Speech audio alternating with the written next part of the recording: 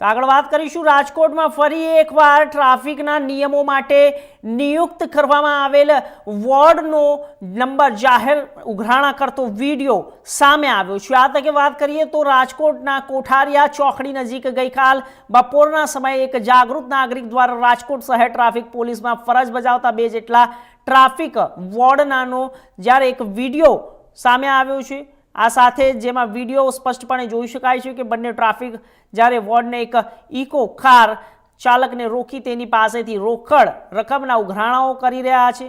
સાથે જ Aji dam police મથકમાં 15 જેટલા ગામોનો પણ સમાવેશ થાય છે। ત્યારે 15 જેટલા ગામોના આગેવાનો અને ગામ દ્વારા રાજકોટ પોલીસ કમિશનર અને ટ્રાફિક ડીસીપી પણ ટ્રાફિક પોલીસને વોર્ડના દ્વારા ખોટી રીતે કરવામાં આવતી હેરાનગતિને ફરિયાદો અનેક વખત ઊભી થઈ છે। અનેક વખત વિવાદોમાં જોવા મળતા ટ્રાફિક વોર્ડનાનો ફરી એક વખત રાજકોટમાં ઉઘરાણા કરતા નજરે પડ્યા।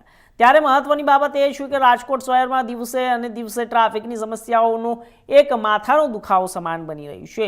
ત્યારે આ સમસ્યાનો નિકાલ કે અંત લાવવા ટ્રાફિક પોલીસ અને તેની મદદ માટે નિયુક્ત કરવામાં આવેલ ટ્રાફિક વોર્ડનાનો કોઈ રસ નથી। ફક્ત રસ છે તો આમ પ્રજા પાસેથી લાયસન્સ પીયુસી જેવા પુરાવો માંગી અને ના હોય તો તેના માટે પૈસાના ઉઘરાણા કરવાના।